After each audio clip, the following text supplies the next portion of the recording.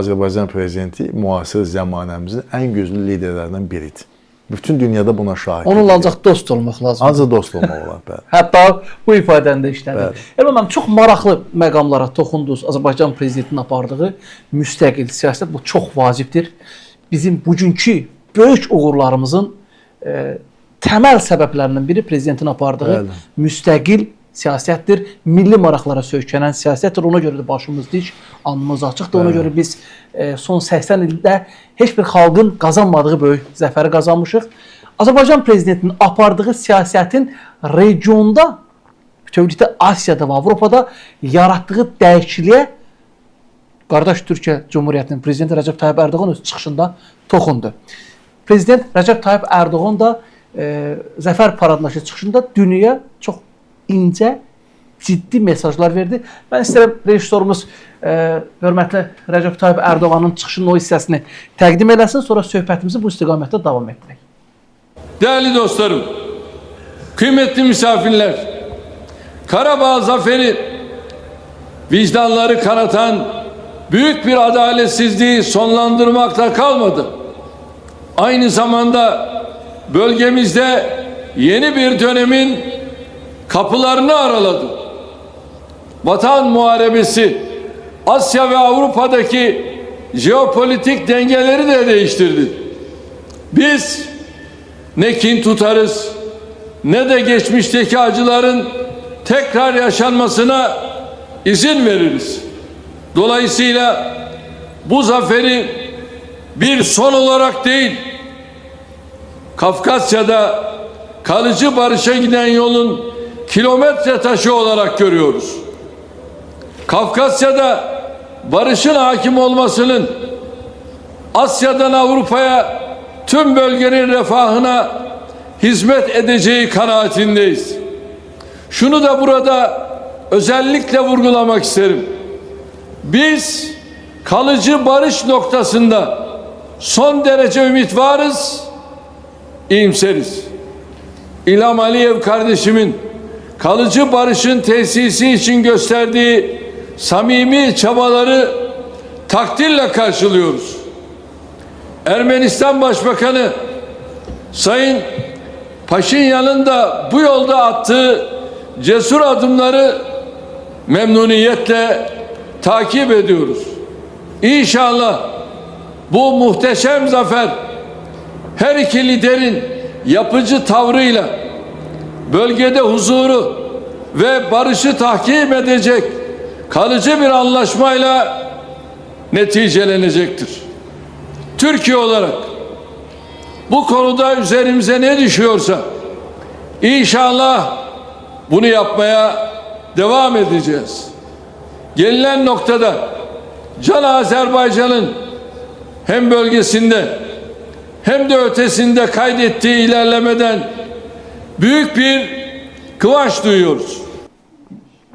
Elman, biz Türkiyə Respublikasının prezidenti hörmətli Rəcəb Tayyip Erdoğan'ın zəfər paradındakı çıxışından bir hissəni təqdim etdik. Xüsusilə mən diqqəti Erdoğan'ın söylədiyi vətən müharibəsi Asiyada və Avropadakı geosiyasi balansı dəyişdi ifadəsinə çəkmək istəyirəm. Prezident Erdoğan nə demək istəyir? Biz Avropa və Asiyada geosiyasi balansı necə dəyişdik? Bəli, çox önəmli məsələdir və bu bir daha cənab Erdoğan'ın dünyanın ən güclü dövlətlərindən birinin və çox güclü liderinin bu ifadəsi altında çox böyük məna deməli var və bu ifadəni təsadüfən işlətmədi. Bu həm də bizim tarixi zəfərimizə verilən çox böyük qiymətdir. Yəni bu zəfər təkcə regional mahiyyət kəsb etmir. Təkcə Cənubi Qafqaz miqyası üçün deyil. Onun hüdudlarından kənara, hətta Asiya, Avropa qitələrinə qədər təsir eləyir. Və onun bir hələ təsirini xüsusilə qeyd etmək istəyərdim ki, Azərbaycan və Ermənistan arasında sülh müqaviləsi paraflanıb və gələn illər istisna deyildi. Böyük ümidlərimiz var ki, sülh müqaviləsi imzalana bilər. Və belə olan vəziyyətdə Zəngəzur dəhlizi artıq işləməyə başlayacaq və hətta ilkin proqnozlara görə 2028-ci ilin sonuna qədər Zəngəzur dəhlizi işləyəcək.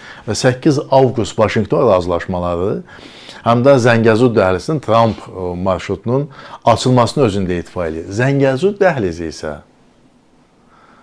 orta dəhlizin tərkib hissəsidir. Bəli. Orta dəhliz Çindən, yəni Asiyadan yükləri gəlir Mərkəzi Asiya.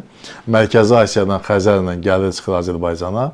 Azərbaycandan deməli həm gedir bu Bakı-Tbilisi qaz yolu ilə, həm də indi bu Zəngəzur dəhlizi işə salınanda, deməli bir ucu Çindən tutan mallar, yüklər, böyük miqyasda, həcmdə yüklər gəlir ta Azərbaycana və Azərbaycandan da Zəngəzur dəhlizini keçməklə gedir Türkiyə, Türkiyədən Avropa bazarına.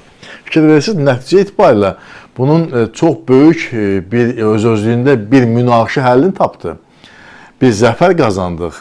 Münaqişə bitdi, müharibə bitdi, amma yeni reallığa baxın. Yeni reallıqda Ermənistan qazanır. Qazanır, bəli. Tranzit ölkə kimi qazanır. Rusiya ilə İran əlaqələri başlayır. Azərbaycanla iqtisadi əlaqələr. Blokadadan çıxır. Türkiyə kimi böyük bazar, onun əlaqələr və Paşinyan dediyi kimi orta statistik erməni öz cibində bunu hiss eləyir. Öz dolanışığında bunu hiss eləyir. Öz mədəsi ilə hətta bunu hiss eləyir. Kimi ifadələr. Bunu qeyd eləmək istəyərdim. Həm də bax bu reallıq Avropaya hansı mənada təsir edir? Bax elə siz Makronun son davranışlarına baxın. Azərbaycan qalib gəlib, zəfərə imza atıb, bayrağını sancıb və indi sülh prosesinə gedir və Makron vaxtilə Azərbaycan dövlətinə, Azərbaycan prezidentinə qarşı gecə-gündüz iftiralar, yalanlar səsləndirən bir lider indi gəlib Azərbaycan prezidentinin Avropa paytaxtlarını görəndə qabağına gedir, görüşür, səmimi bir münasibət yaratmaq istəyir. Görüşsün, xahiş edir. Xahiş edir, onun təşəbbüsündən bu görüşlər olur. Yəni nə baş verdi, nə dəyişdi? Dəyişən bilirsiniz nədir? Dəyişən odur ki, qarşısında zəfərə imza atmış prezidenti görür. Yəni Avropanın özü yeri gəlmişdən Avropa İttifaqında Fransa siyasi gücdür. Doğru. Almaniya iqtisadi gücdür. Yəni artıq Avropanın baxışı dəyişir Azərbaycana. Fərqli bir baxış. 2028-ci ildə Azərbaycan paytaxtı Avropa Siyasi Birliyinin sammitini ev sahibliyi edəcək. Nəyə görə? Çünki biz qalib gəlmişik, tarixi zəfərə imza atmışıq, biz sülh istəyirik, biz sülhpərvər dövlətik, biz iqtisadi əlaqələrin bərpasını istəyirik. Biz Ermənistanla mehriban qonşuluq siyasətinin tərəfdarıyıq. Biz istəyirik ki, bağlantılar olsun. Və bütün bunu da dünya görür və bir müharibə, bir zəfər geosiyasi vəziyyəti dəyişir, geoiqtisadi vəziyyəti dəyişir. Deməli, Zəngəzur dəhlizi işə düşür, dövlətlərin Azərbaycan münasibəti dəyişir. Avropa bazarına Azərbaycandan keçməklə, Zəngəzur dəhlizinə reallaşdırmaqla mallar gedib çatır daha qısa müddətdə.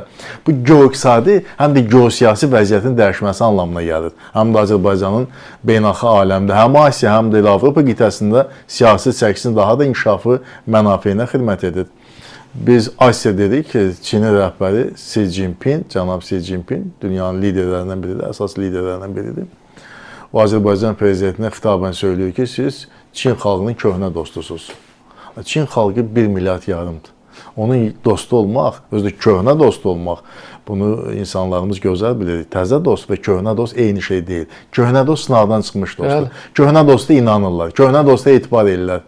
Doğru. Əks halda dost olaraq qalmazdı.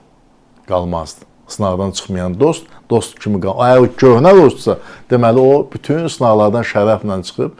Bu baxımdan Çinin rəhbərinin, fövqəladə dövlətin rəhbərinin mövqeyi bu. Trumpın mövqeyini söylədim ki, cənab İlham Əliyev Ağ Evdə 8 avqustda qəbul edərkən söylədi ki, siz çox güclü və çox ağıllı lidersiniz. Daha nə deyim? Dünyanın fövqəladə dövlət başçıları bunu deyirsə, digərləri üçün biz dünyada yeni reallıq yaratmışıq və dünyanın digər liderləri daha orta səviyyəli, orta miqyaslı və kiçik miqyaslı dövlətlərinin də liderləri də özü üçün bir dərs alır ki, qarşılarında Azərbaycan dövləti var, onun lideri var və bu proseslər bir daha onu göstərdi ki, dövlətin bugün gücü onun ərazisi və əhalisini ölçülmür. Dövlətin gücü ilk növbədə onun liderindən ölçülür. Mən ad çəkməyəcəyəm. Azərbaycanın dəfələrlə böyük olan dövlətlər var, amma lideri yerində deyil. Yerində deyilsə o dövlətin başına müsibətlər gəlir, bəlalar gəlir. Gəlirdi. Xalqları didərgin düşür. İnsanları müsibət yaşayır. Lider yerində olmayanda. Ona görə liderdən çox şey asılıdır. Güclü liderdən, xarizmalı liderdən, öz xalqını sevən liderdən və xalqının sevgisini qazanan liderdən çox şey asılıdır. Hətta mən dedim, hər şey asılıdır.